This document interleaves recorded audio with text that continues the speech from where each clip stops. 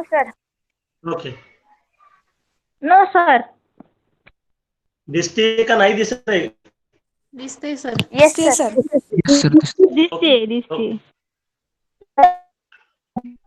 Good morning, everyone. Today we are taking advanced accounting loss of stock policy. A question on loss of stock policy. On 5th September 2020, the premises of Relax Limited Kanpur were destroyed by fire, and a stock of 12,000 was salvaged and retained by the insurer. The business books and records were saved, from which following information is obtained. Stock on 1st Jan 2019, rupees 1 lakh. Stock on 1st December 2019, rupees 1,40,000. Purchase for the year ended 31st December 2019, 48,000. Sales for the year ended 31st December 2019, 1 lakhs. Purchases sir आवाज cut होईल. Hello. Sir, hello sir आवाज येत नाही. सगळ्यांना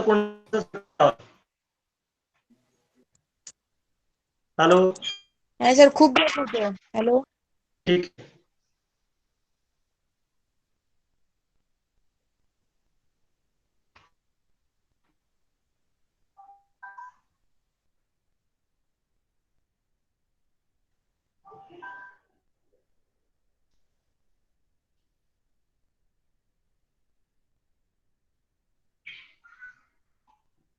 hello, आता आवाज येतोय का properly?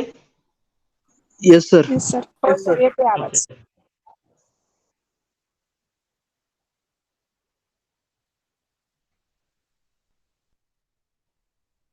Now clear? Yes sir. Hello. Okay sir. See, good morning everyone.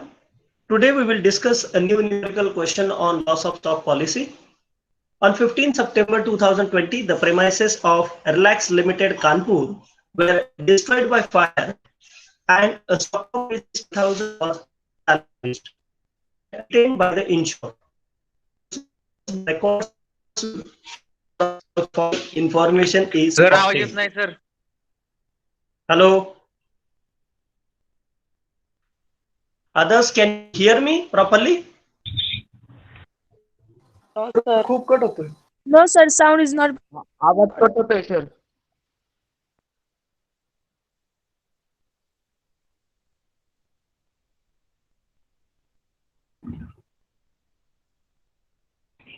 Screen दिसत नाहीये सर.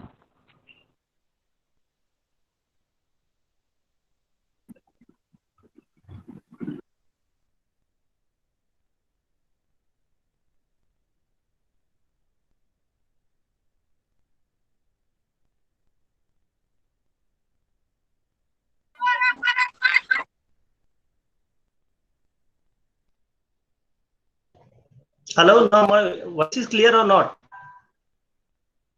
सर स्क्रीन दिसत नाही. स्क्रीन मी अजून शेअर केलेली नाहीये. आता व्हॉइस क्लिअर येतोय का बघा फक्त. नाही सर. हो. आवाज येत नाहीये. हो sir.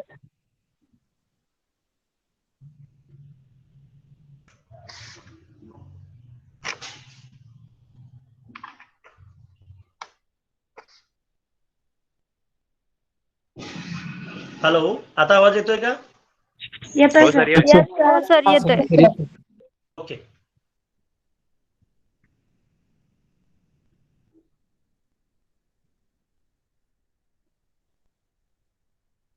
Now screen is visible. Yes sir. Yes sir. Okay. Good morning, No, dear sir. students. अरे कोण आहे? एक म्हणतं येस सर, बाकी म्हणतायत नो सर. अरे आपल्याला लेक्चर घ्यायचंय पुढे. सर प्रत्येक जण आपापल्या रेंज मध्ये या प्रॉपरली, जेणेकरून सगळ्यांना व्यवस्थित ऐकायला येईल. कारण की मी एका स्टॅटिक ठिकाणी आहे. मी माझी रेंज चेंज करत नाहीये. एकाच ठिकाणी बसून लेक्चर घेतो. आणि तुम्ही जर घरामध्ये इकडे हलत असाल तर मग रेंज तुम्हाला प्रॉपरली मिळणार नाहीये. तर त्यामुळे सगळ्यांनी कृपया एका जागी स्टॅटिक होऊन तुम्ही बसला तर तुम्हाला व्यवस्थित मिळेल. ओके, सुरू करायचं आता. हो sir.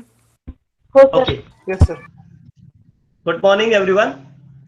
Today, I am discussing a new question on loss of stock policy, including abnormal item of stock.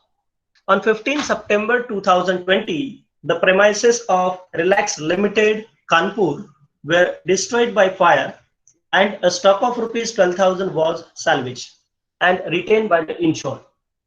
Business books and records were saved, from which the information is obtained.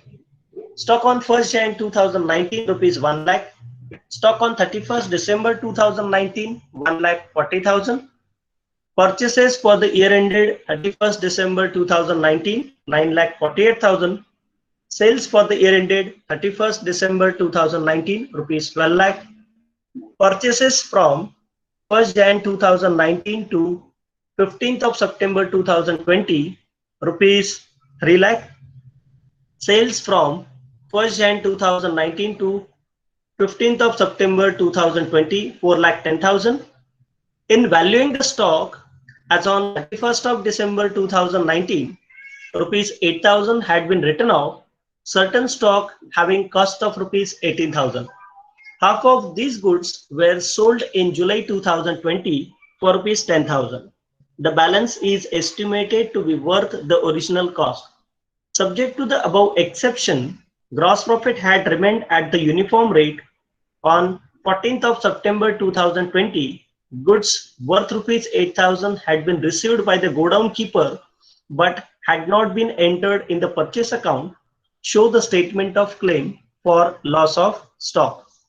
Here there are two things that I am supposed to change, and that is this amount of purchases is from 1st January 2020 to 15th of September 2020, and sales figure is also from the 1st of Jan 2020 to 15th of September 2020. Now,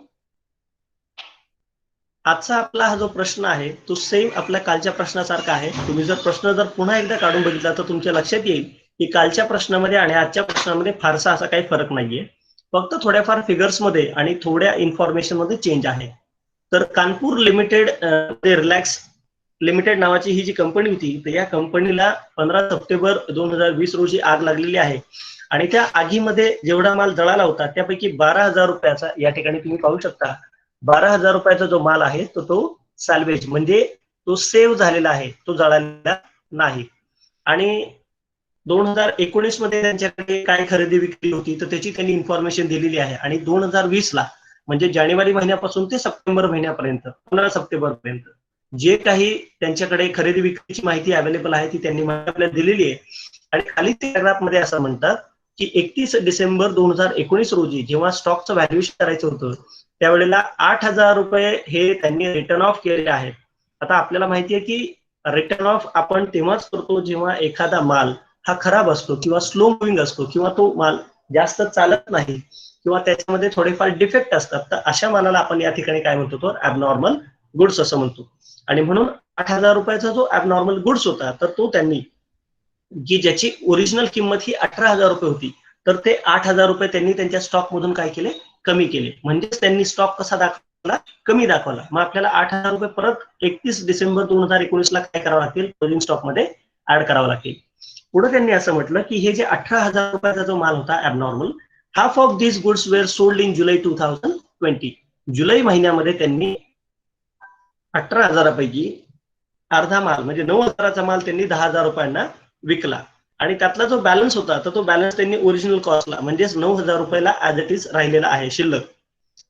आता वरचं जर exception सोडलं तर ते म्हणतात की gross profit हा तुमचा सारखाच आहे आणि 14 सप्टेंबर 2020 रोजी गोडाऊन मध्ये 8,000 रुपयाचा माल आलेला होता, परंतु गोडाऊन किपरने त्या मालाची एंट्री आपल्या बुक्स ऑफ अकाउंट मध्ये केलेली नाही.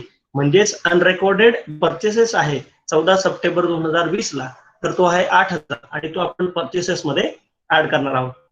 मग आता मला सांगा हा प्रॉब्लेम आपल्याला सोडवायचा असेल तर पहिल्यांदा आपण काय करणार आहे, फर्स्ट स्टेप काय करावं लागेल, ट्रेडिंग अकाउंट ट्रेडिंग करावं लागेल. पण कोणत्या वर्षाचं, चालू वर्षाचं का previous इयरचं?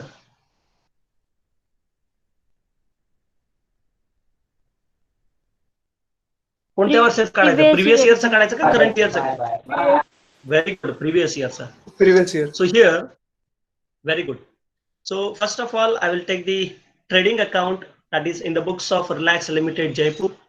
Trading account for the year ended 31st of December 2019. आता 2019 हे अकाउंट आहे कारण की 15 सप्टेंबर 2020 ला आग लागलेली आहे.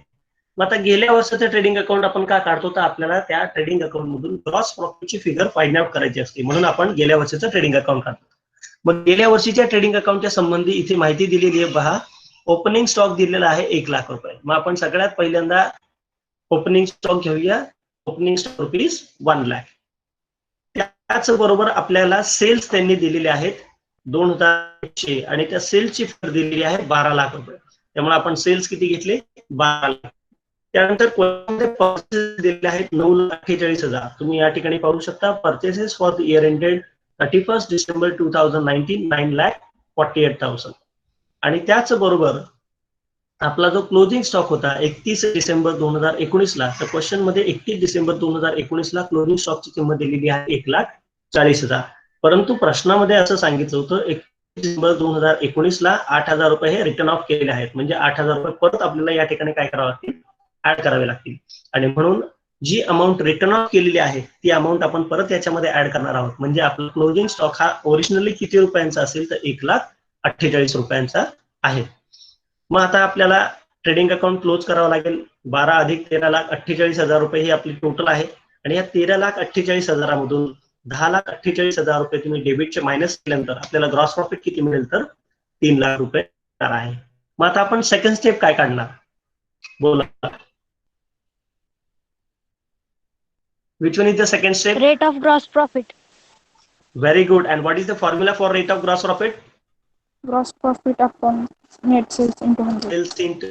Very good. Now see, second step is to find out the gross profit. दुसऱ्या स्टेप मध्ये आपल्याला ग्रॉस प्रॉफिट काढावा लागतो. आणि ग्रॉस प्रॉफिट काढत असताना त्याचा फॉर्म्युला असा आहे gross profit divided by cells into 100. Question मध्ये जर तुम्ही पाहिलं तर आपल्याला ग्रॉस प्रॉफिट आपण किती काढलेला आहे तर 3 लाख रुपये हा मिळालेला आहे. आणि त्यामुळे gross profit 3 lakh divided by cells 12 lakh गुणिले 100 केलं तर तुम्हाला त्याचा रेट ऑफ ग्रॉस प्रॉफिट हा किती 25%. Okay, now we will move on to the third step, that is preparation of memorandum trading account. आणि म्हणून मग आता तिसऱ्या स्टेप मध्ये आपण मेमोरंडम ट्रेडिंग करणार आहोत. आणि त्यासाठी आपण या ठिकाणी memorandum trading account for period 1 January 2020 15 September 2020 31 September 2019 गेल्या क्लोजिंग डेट आहे म्हणून ओपनिंग डेट ही 2020 आहे. आणि 15 सप्टेंबरला आग लागली म्हणजे ज्या तारखेला आग लागली त्या तारखेपर्यंत हे ट्रेडिंग मध्ये आपण या गोष्टीच्या संबंधी आपण रेकॉर्ड केले त्या गोष्टी आपण या मेमोरंडम मेन्शन करणार आहोत.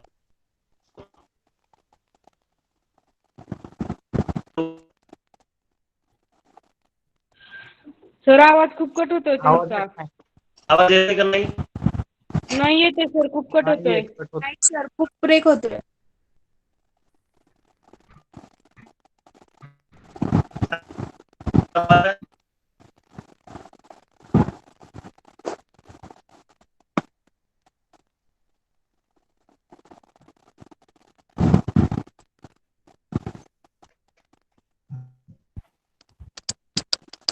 हॅलो, आता का?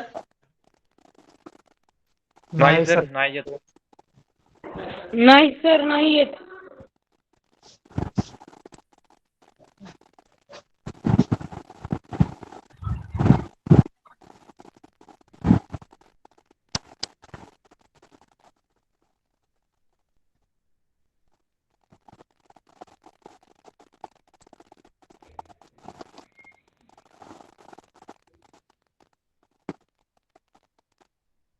अंकिता माइक म्यूट कर. हॅलो, आता आवाज येतोय का? हो सर, आता येतोय. ओके.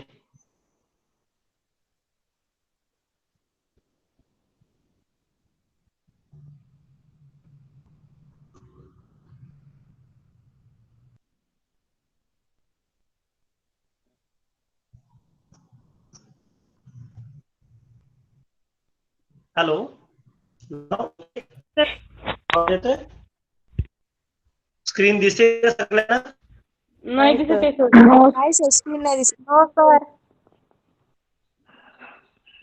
दिसते का नाही सर? नाही दिसत नाही सर. सर.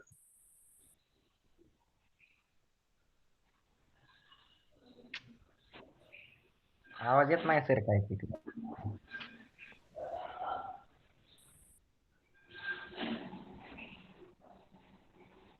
आता स्क्रीन दिसते का सगळ्यांना? बघा. Yes sir. हो दिसत आहे. Sir. Yes sir. Yes sir. Okay. नाव तिसऱ्या स्टेप मध्ये आपण काय करणार आहे की आपण मेमोरंडम ट्रेडिंग अकाउंट काढणार आहोत. मग मेमोरंडम ट्रेडिंग अकाउंटची जी डेट आहे ती आपली आहे beginning of the accounting year, that is 1st of Jan 2022 up to the date of fire, that is 15th of September 2020. आता मेमोरंडम ट्रेडिंग अकाउंट मध्ये गेल्या वर्षी म्हणजेच 31 डिसेंबर 2019 मग अशी 1,40,000 अधिक रिटर्न ऑफचा स्टॉक 8,000, म्हणजे या ठिकाणी ओपनिंग स्टॉक हा आपला किती असणार आहे? 1,48,000 रुपये ओपनिंग स्टॉक. बट जर तुम्ही पाहिलं तर इथे असं म्हटलं होतं की आपल्याकडे असणारा जो काही टोटल ॲबनॉर्मल स्टॉक आहे तर तो ॲबनॉर्मल स्टॉक किती आहे? 18,000 रुपये या ठिकाणी सांगितलं होतं बघा. In valuing the stock that is on 31st December 2019 ₹8,000 had been return of certain stock having cost of ₹18,000. म्हणजे क्वेश्चन मध्ये ॲबनॉर्मल आयटमचा स्टॉक किती दिलेला आहे? 18,000 दिलेला आहे. तर आपल्याला इथे आता सध्याला stock on the date of fire normal stock काढायचा आहे. त्यामुळे आपण नॉर्मल स्टॉक 1,48,000 वजा 18,000 रुपये म्हणजे नॉर्मल स्टॉकची कॉस्ट किती येणार आहे? 1,30,000 रुपये ही नॉर्मल कॉस्ट येणार आहे. आणि 18,000 रुपये हा आपला काय ॲबनॉर्मल स्टॉक आहे. तर आपण जेव्हा स्टेटमेंट क्लेम काढणार आहोत तर तेव्हा त्या ठिकाणी आपण ॲबनॉर्मलची सेपरेट ट्रीटमेंट त्या ठिकाणी देणार आहोत. त्यामुळे ओपनिंग स्टॉक 1,48,000 मधून ॲबनॉर्मलचा जो स्टॉक आहे तर तो आपण मायनस केला. सिमिलरली आपण या कालावधीमध्ये सेल्स केलेले आहेत आणि सेलची फिगर तुम्ही इथे पाहू शकता. 1 जानेवारी 2020 ते 15 सप्टेंबर 2020 ला किती आहे? 4,10,000 आहे. म्हणजेच या कालावधीमध्ये 4,10,000ची विक्री झाली, परंतु त्यापैकी इथे सांगितलेलं आहे half of these goods were sold in July 2020 for ₹10,000. म्हणजेच जुलै महिन्यामध्ये निम्मा माल म्हणजेच 9,000चा माल 10,000 रुपयाला या ठिकाणी विकलेला आहे, परंतु ती विक्री जी आहे ती ॲबनॉर्मल आयटमची विक्री आहे. त्यामुळे ॲबनॉर्मल स्टॉक हा यातून मायनस केलाय आणि म्हणून नॉर्मल स्टॉकची आपली विक्री किती झाली तर 4 लाख रुपये झालेली आहे. आता क्वेश्चन मध्ये परचेसेसचा आकडा दिलेला आहे बघा 3 लाख रुपये. या ठिकाणी आहे परचेसेस ₹3 लाख, परंतु क्वेश्चन मध्ये असं सांगितलं की गोडाऊन किपरला 8,000 रुपयांचा माल मिळालेला होता, परंतु त्यांनी ते बुक्स ऑफ अकाउंट मध्ये रेकॉर्ड केलेला नाही, म्हणून ते अनरेकॉर्डेड परचेसेस 8,000 रुपये आपण ऍड करणार आहोत. म्हणजेच आपल्याकडे 3,08,000 रुपये हे आपला काय असणार आहे? परचेसेसची फिगर असेल.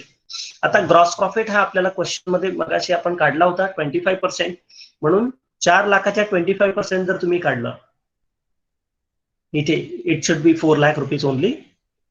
जर तुम्ही 4 लाखच्या 25% जर तुम्ही काढून टाकलं इथे तर तुम्हाला याची जी टोटल फिगर आहे ती टोटल फिगर मिळणार आहे 1 लाख रुपीज. आणि त्यामुळे इथे आपला ग्रॉस प्रॉफिट किती रुपीज? 1 लाख.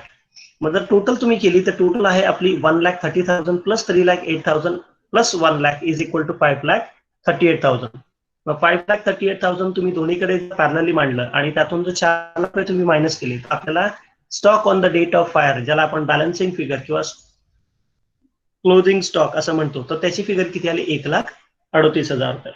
इथपर्यंत कोणाची काही शंका आहे का? बोला. हॅलो. नाही. ओके. मग आता मला सांगा नेक्स्ट स्टेप काय असली पाहिजे आपली? 4th one. Actual amount of loss. Very good. Actual amount of loss. आणि मग ऍक्च्युअल अमाऊंट ऑफ लॉस जर आपल्याला काढायचं असेल तर आपण एक स्टेटमेंट तयार करतो छोटंसं, की ज्याला म्हणतो आपण value of stock destroyed by fire किंवा ऍक्च्युअल अमाऊंट ऑफ लॉस. पहिल्यांदा आपण काय घेणार या क्वेश्चन मध्ये? Normal stock. तर इथे आपण जो नॉर्मल स्टॉक कॅल्क्युलेट केलेला आहे मेमोरंडम ट्रेडिंग अकाउंट मध्ये त्याची किंमत आलेली आहे 1,38,000 रुपये. हा नॉर्मल स्टॉक आहे. त्याचबरोबर आपल्याकडे ॲबनॉर्मल स्टॉक देखील होता. मग ॲबनॉर्मल स्टॉक हा आपण याच्यामध्ये काय करणार? ऍड करणार. जर तुम्ही थोडंसं बारकाईने पाहिलं तर तुम्हाला इथे लक्षात येईल 18,000 रुपयांचा हा ओरिजिनल किमतीचा माल होता, त्यापैकी अर्धा माल हा त्यांनी विकलेला आहे आणि त्यांनी असं सांगितलं